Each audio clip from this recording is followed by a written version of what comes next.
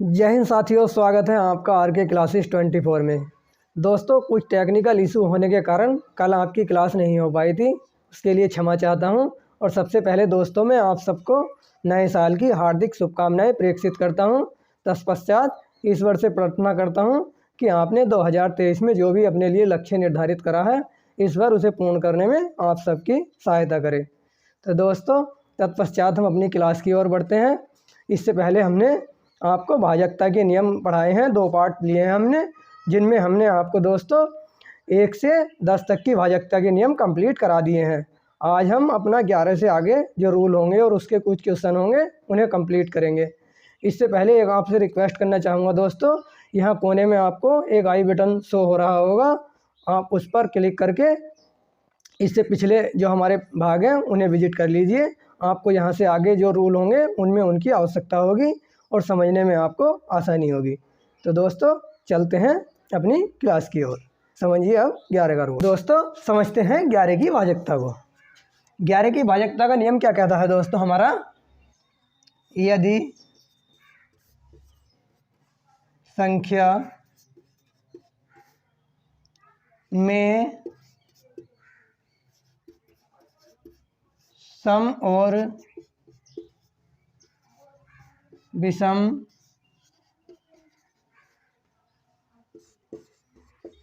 एक के बाद एक के योग का अंतर शून्य या 11 का गुणज 11 का गुणज हो, तब संख्या 11 से विभाज्य होगी।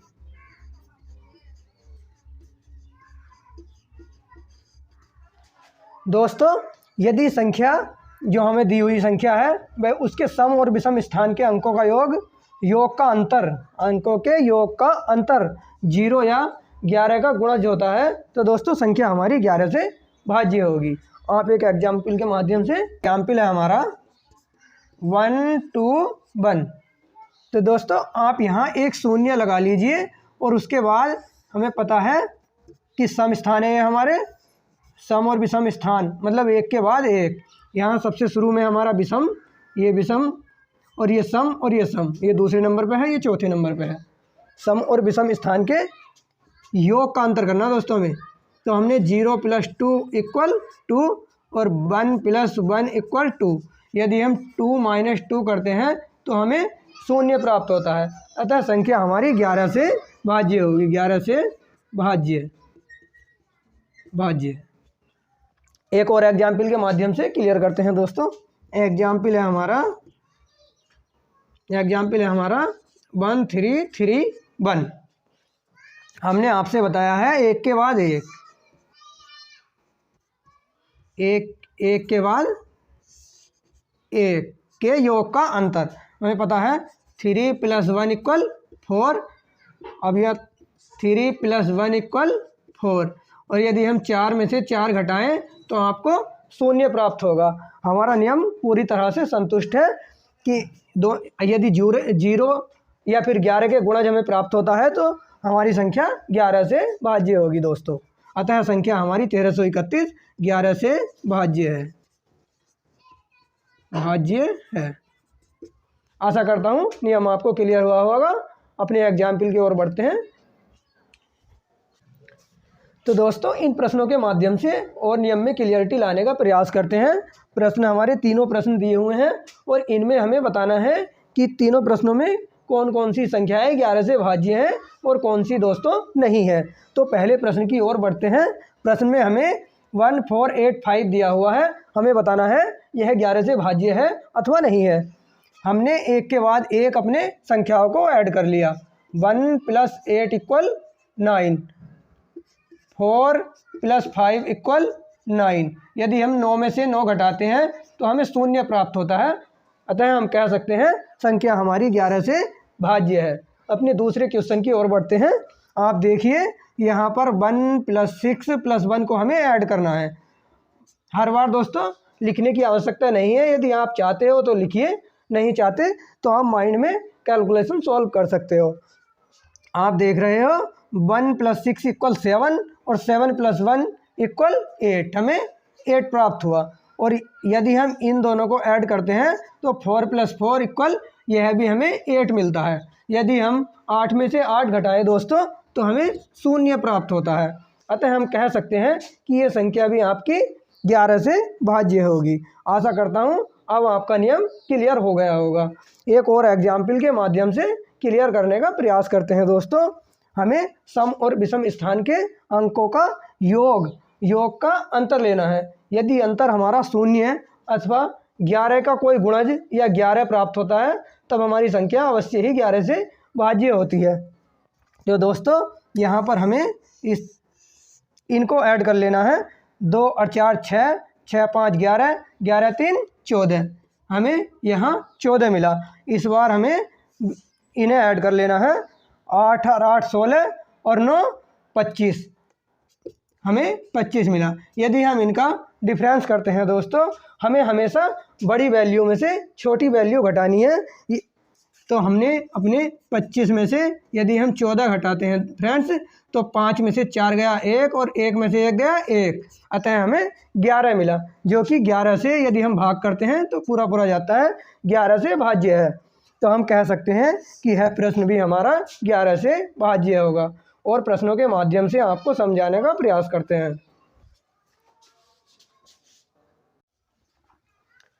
आइए बढ़ते हैं अपने प्रश्न की ओर। प्रश्न है हमारा, यदि दी गई संख्या 11 से विभाज्य है तब रिक्त स्थान पर क्या होगा। हमें एक संख्या दी गई है, इसमें हमें एक रिक्त स्थान दिया गया है और हमसे पूछा गया है कि यहाँ रिक्त स्थान पर कौन सी वैल्यू आएगी। ये हमें कंडीशन है कि संख्या हमारी 11 से विभाज्य है। आप देख रहे हैं हमने आपको नियम में बताया है कि हमें सम और विषम स्थान के अंकों के योग का अंतर जो होता है वो 0 या 11 का मल्टीपल होना चाहिए दोस्तों। तो हम करते हैं प्रश्न को अपने। हमें पता है हमें इस तरह से पेयर लेना है, हमें सम और विषम स्थान का 5 + 2 एंड यहाँ कोई रिक्त स्थान है और ये दो हमें वैल्यू दी हैं। यहाँ 8 + 4 = होता है हमारा 12 दोस्तों। और यहाँ हमारा 5 तो 7 हुआ है दोस्तों अभी। और हमें यदि हमें डिफरेंस 0 बनाना है अपना, तो हमें माइंड में कोई ऐसी वैल्यू सोचनी होगी जिसके ऐड करने से दोनों का डिफरेंस 0 आ जाए। मतलब हमें यहाँ 12 तो बनाना है दोस्तों और यहाँ हमारा 5 और 2 7 हुआ है अभी।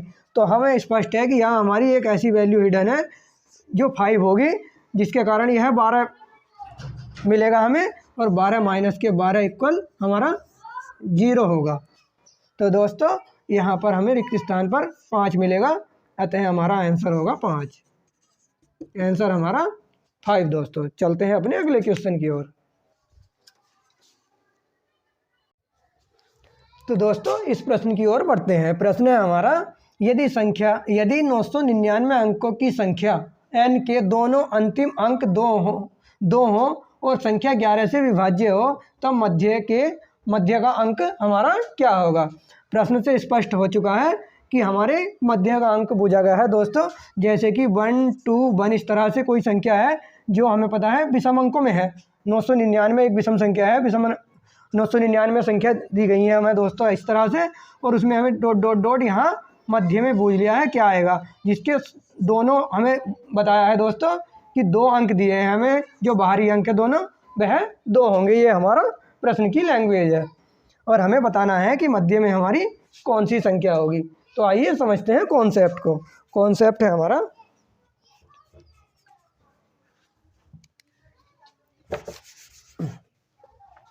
तो दोस्तों समझते हैं कॉन्सेप्ट के माध्यम से प्रश्न को। यदि हम छोटी वैल्यू को लेकर चलते हैं दोस्तों समझने के लिए, हमें पता है सबसे शुरू में हमने दोनों अंक बाहर 2 ले लिए और एक रिक्त स्थान छोड़ दिया। यहाँ पर हम देखते हैं यदि सम और विषम स्थान के अंकों का योग का अंतर हमें 11 करना है। तो यदि हम वैल्यू इस तरह से दोस्तों हम वैल्यू लेते हैं। तो यहाँ हमने यदि अपना शून्य मान लिया तो ये 2 और 2 तो 4 हो गए। तो दोस्तों हमें पता है बीच में एक ऐसी वैल्यू आनी है जिसे घटाने पर हमें 0 प्राप्त हो, तो हमें वो वैल्यू 4 मिलती है। अतः यहाँ रिक्त स्थान पर हमें 4 रखना होगा।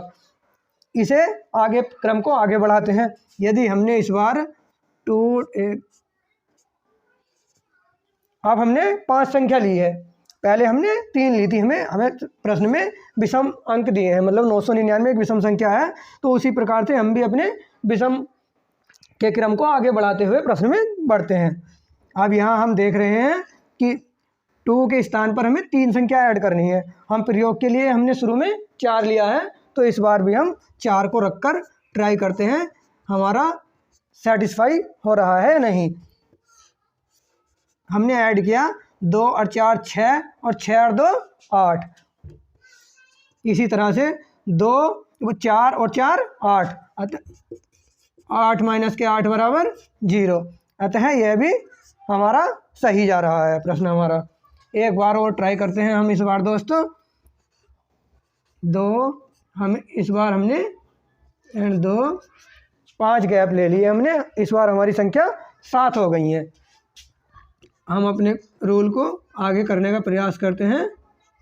4, यदि हम 2 और 4 6, 6 4 10, 10 और 2 12, ऊपर 4 दूनी 8 और 4 3 12, 12 माइनस के 12 इक्वल 0। अतः हम देख रहे हैं यदि हमारी ये संख्या 4 हो तो हम कितनी भी संख्या चले जाएं, यहाँ 1 2 999 कितनी भी जाए दोस्तों, तो वह संख्या हमारी 4 है, जिससे हमारा प्रश्न संतुष्ट हो रहा है। आशा करता हूँ प्रश्न आपकी समझ में आया होगा। यदि प्रश्न समझ में नहीं आया तो एक बार वीडियो पॉज करके फिर से रिपीट कर लीजिए। बढ़ते हैं अपने नेक्स्ट क्वेश्चन की ओर।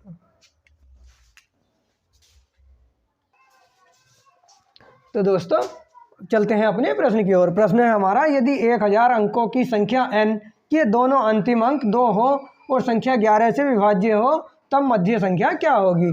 दोस्तों पिछले क्वेश्चन में हमें यहाँ एक विषम संख्या दी थी और इस बार हमें सम संख्या दी हुई है। तो हम ट्राई करते हैं प्रश्न करने का। यदि हमारी यहाँ हमने 2 संख्या ले ली है, 4 संख्या ले ली है, 2 रिक्त स्थान, क्योंकि हमें सम संख्या दी है दोस्तों। इस बार अपना रूल इस बार हम 1 रख कर ट्राई करते हैं। यदि हमने 1 रखा है तो 1 के बाद 1 हमें ऐड कर लेना है। 2 और 1 3, और यहाँ 2 और 1 3, 3 में से 3 गया तो हमें 0 मिला। अतः रूल हमारा सेटिस्फाई हो रहा है। एक और संख्या ट्राई करते हैं। 1,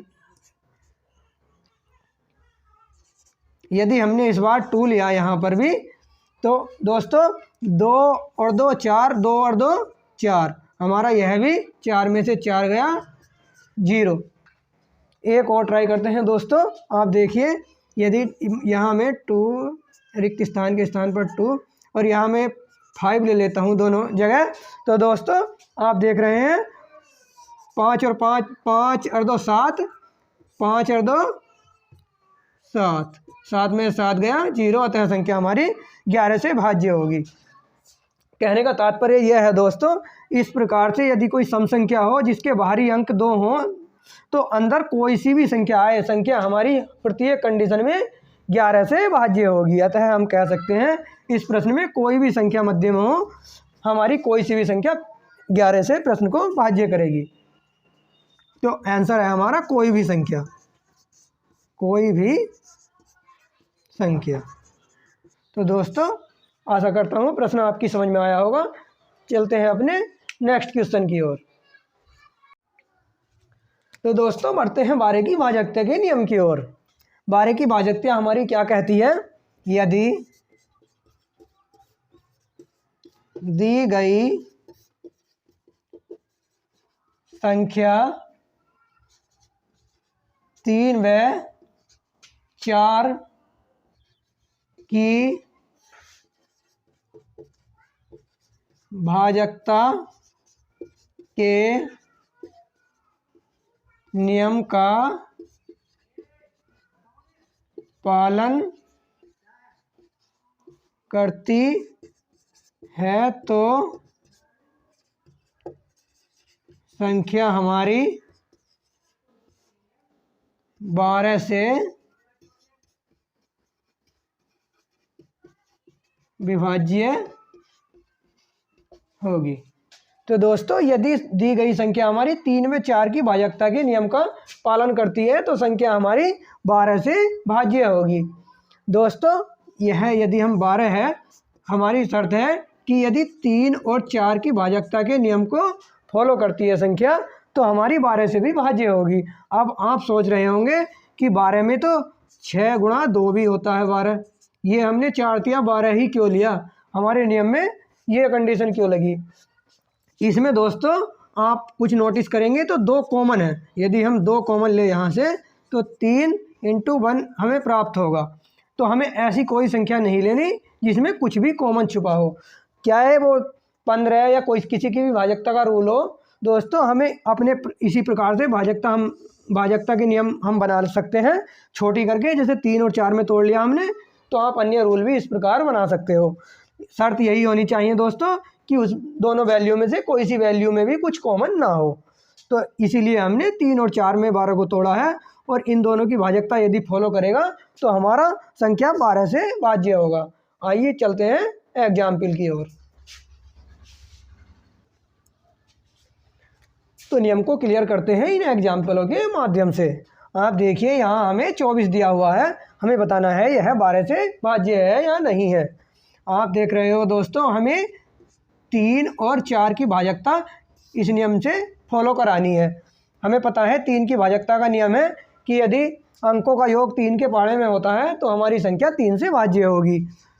4 और 2 6, यदि हमने ऐड किया तो 6 योग आया, यदि हम इसे 3 से भाग दें तो 2 बार पूरा जाता है, तय संख्या हमारी 3 से भाज्य होगी। अब हम 4 की भाजकता चेक करते हैं दोस्तों। 4 की भाजकता है हमारी कि यदि अंतिम 2 अंक 4 से भाज्य हैं तो संख्या हमारी 4 से भाज्य होगी।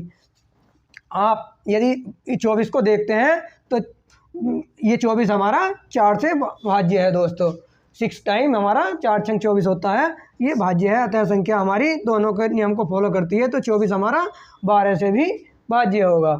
अगले एग्जाम्पल में हमें 144 मतलब 144 दिया है दोस्तों। तो यह भी हम 3 और 4 दोनों की भाजकता पहले हमें चेक करनी होगी, तभी बता सकते हैं संख्या हमारी 12 से भाज्य है अथवा नहीं है। दोस्तों ये हमने छोटे एग्जाम्पल आपको समझाने के लिए हैं, बड़े क्वेश्चन अभी आएंगे। तो देखिए दोस्तों, यदि हम 3 की भाजकता देखें तो 4 4 8 और 1 9, हमें ऐड में 9 मिला जो 3 से पूरी तरह 3 टाइम डिवाइड है, अतः 3 की भाजकता फॉलो होती है। अब हम 4 की चेक करते हैं दोस्तों। तो 4 में हमारा अंतिम 4 से डिवाइड होना चाहिए, तो हमारा 44 ये 1 टाइम 4 से डिवाइड है, तो दोनों की भाजकता फॉलो करता है, तो यह हमारा 12 से भाज्य होगा। अगले एग्जाम्पल से समझते हैं। एग्जाम्पल है हमारा 1728। यदि हम फिर से हम 3 और 4 की भाजकता इसमें चेक करते हैं दोस्तों, तो 8 और 2 10, 10 7 17, 17 और 1 18, जो कि हमारा 18 हमारा 3 से पूरी तरह डिवाइड हो जाता है 6 टाइम। तो दोस्तों अब 4 की भाजकता हम चेक करते हैं। अंत में हमें 28 दिया है, यदि हम 28 में 4 से भाग करते हैं तो 4 7 28 होता है दोस्तों। हमारा दोनों भाजकता फॉलो होती हैं, अतः ये संख्या भी हमारी 12 से भाज्य होगी। चलते हैं अपने अगले क्वेश्चन की ओर। तो दोस्तों बढ़ते हैं अपने प्रश्न की ओर। प्रश्न है हमारा, दी गई संख्या में x के स्थान पर क्या होगा यदि संख्या हमारी 12 से भाज्य है। ये हमें कंडीशन दी है, हमें एक संख्या दी गई है, उसमें एक स्थान पर हमें x दिया गया है, और हमसे पूछ लिया है दोस्तों कि इन चारों विकल्पों में से x की वैल्यू क्या होगी। तो दोस्तों हमें पता है संख्या 12 से भाज्य है, तो हमारी 3, 4 दोनों की भाजकता को फॉलो करनी चाहिए संख्या। तो हम पहले 3 की भाजकता ट्राई करते हैं। इसमें हमें पता है कि अंकों का योग करना है हमें, और उसे 3 से भाग देकर हमें देखना है। हमने योग किया तो 6 4 10 और 3 हमें 13 मिला दोस्तों। अब हम ऐसी इसके पास वाली क्या संख्या लें दोस्तों जिससे हमारा संख्या 3 से पूरी तरह डिवाइड हो जा। हमने 1 रख के देखा दोस्तों, यदि 13 में हम 1 ऐड करते हैं तो ये 14 हो जाएगा, जो कि संख्या 3 से भाज्य नहीं होगी, अतः हमने 1 गलत लिया है। इस बार हम 2 रख कर देखते हैं दोस्तों। यदि हम 2 रखते हैं तो 13 और 2 15 होता है, 15 होने पर दोस्तों संख्या 3 से पूरी तरह भाज्य हो रही है, अतः ये 3 की भाजकता पूरी तरह से फॉलो करती है। अब हम 4 की भाजकता के लिए भी संतुष्टि कर लेते हैं। यहाँ यदि हम 2 रखते हैं तो दोस्तों हमें पता है अंतिम 2 संख्या 4 से भाज्य होनी चाहिए। अंतिम संख्या हमारी 3 और 2 मिलेगा, हमें 32 मिलेगा दोस्तों। और 32 में यदि हम 4 का भाग देते हैं, 32 में यदि हम 4 का भाग देते हैं तो 4 अट्ठे 32, हमारा 8 भाग पूरा डिवाइड हो गया है। अतः हम बिल्कुल सही विकल्प चुने हैं, हमारी विकल्प नंबर बी सही है दोस्तों। यह संख्या पूरी तरह 12 से तभी विभाज्य होगी जब यहाँ इकाई अंक के स्थान पर वैल्यू 2 होगी। आशा करता हूँ प्रश्न आपकी समझ में आया होगा। बढ़ते हैं अगले नेक्स्ट क्वेश्चन की ओर। तो दोस्तों इस क्वेश्चन की ओर बढ़ते हैं। क्वेश्चन है हमारा, दी गई संख्या में x के स्थान पर क्या संख्या होगी यदि संख्या हमारी 12 से भाज्य है। ये हमें कंडीशन दी है और हमें एक संख्या दी गई है जिसमें हमें यहाँ पर x दिया है और हमसे 4 विकल्प देकर पूछा गया है दोस्तों कि x के स्थान पर कौन सी संख्या होगी। तो दोस्तों हमें फिर से 3 और 4 की भाजकता का नियम फॉलो करना है, तभी हमारी संख्या 12 से भाज्य होगी। यदि दोस्तों सबसे पहले हम इस बार हम लास्ट के 2 डिजिट है हमारा 4 की भाजकता के नियम में, तो हम लास्ट की 2 डिजिट वाला रूल फॉलो कराते हैं। यदि हम यहाँ 1 लेते हैं और संख्या हम 4 से भाज्य करते हैं तो 12 में यदि हम 4 से भाग दें तो पूरा 3 टाइम डिवाइड हो जाता है। अतः 4 का नियम हमारा कंप्लीट फॉलो करता है। अब हम 3 की भाजकता का रूल फॉलो कराते हैं। यदि 5 और 2 7 और 5 12 दोस्तों, 12 और 1 13, 13 और 2 15, इन सब का ऐड हमारा 15 हो रहा है जो कि 3 से 5 टाइम पूरा भाज्य है दोस्तों। अतः 3 और 4 दोनों की भाजकता फॉलो होने के कारण यह संख्या हमारी 12 से भी भाज्य होगी। तो x के स्थान पर हमारी वैल्यू 1 होगी दोस्तों। विकल्प नंबर डी हमारा सही है दोस्तों। आशा करता हूँ प्रश्न आपकी समझ में आया होगा। दोस्तों क्लास थोड़ी लंबी हो रही है, अतः हमें इसके क्वेश्चनों की अलग से एक क्लास और बनानी होगी। तो दोस्तों एक क्लास के साथ और मिलते हैं आपसे नेक्स्ट क्लास में। तब तक के लिए टेक ऑफ, बाय बाय, जय हिंद दोस्तों।